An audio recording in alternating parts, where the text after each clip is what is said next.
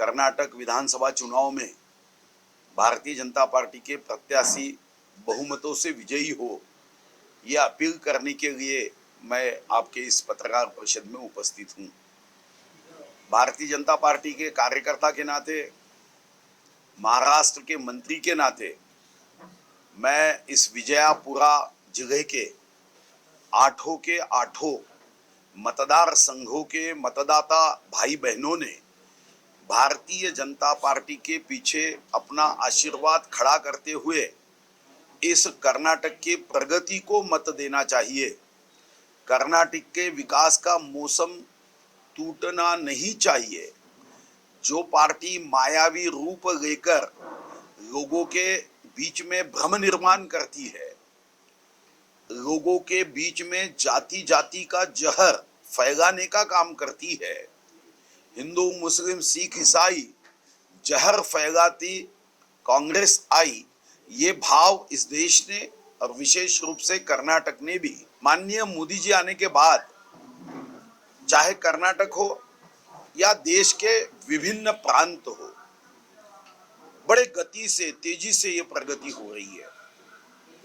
और ऐसे समय में कर्नाटक के 224 विधानसभा के चुनाव में आज जब मैं कर्नाटक के पिछले सरकार भारतीय जनता पार्टी को जनता ने चुन कर देने के बाद विकास कार्यों को और देखता हूं, तो कोरोना के कालावधि के बाद भी कर्नाटक ये देश के उन प्रमुख राज्यों में रहा है जिसका पर कैपिटा इनकम ये सबसे ज्यादा रहा है।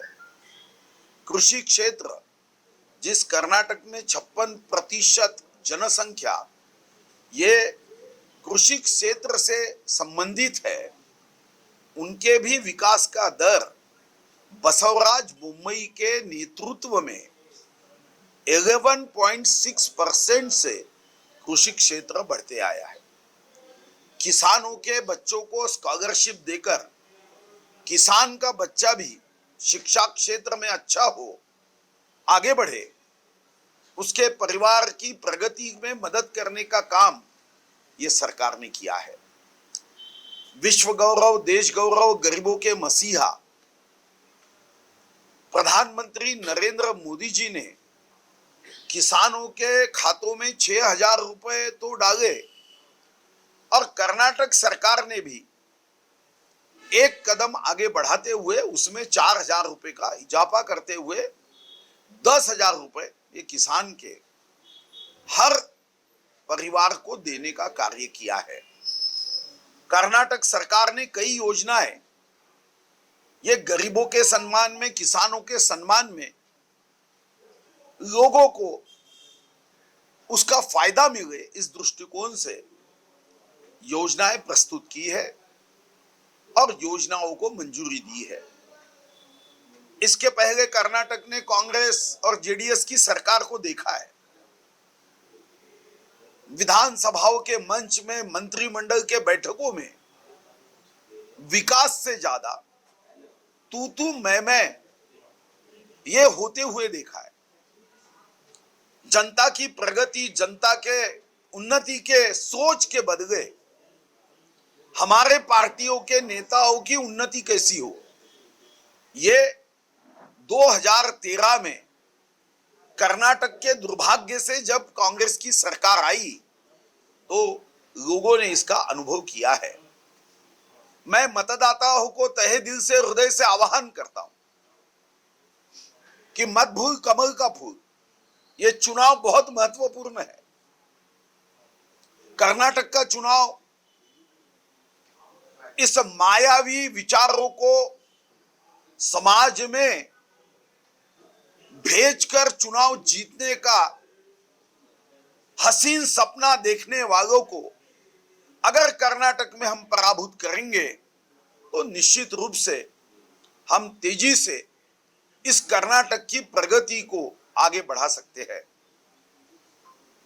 कुछ लोगों ने सर्वे भी किया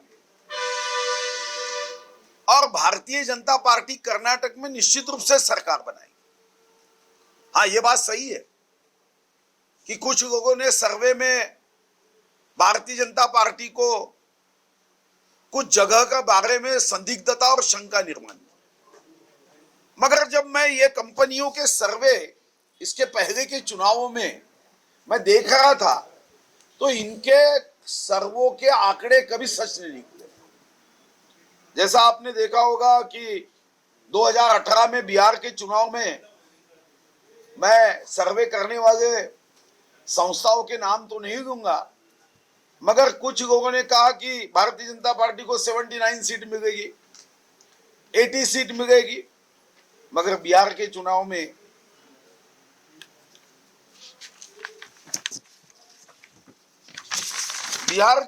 में इस दृष्टिकोण से वस्तु स्थिति में सर्वे ये कह रहा था कि सरकार नहीं आएगी, तो वहां पे भारतीय जनता पार्टी ने सरकार बनाई।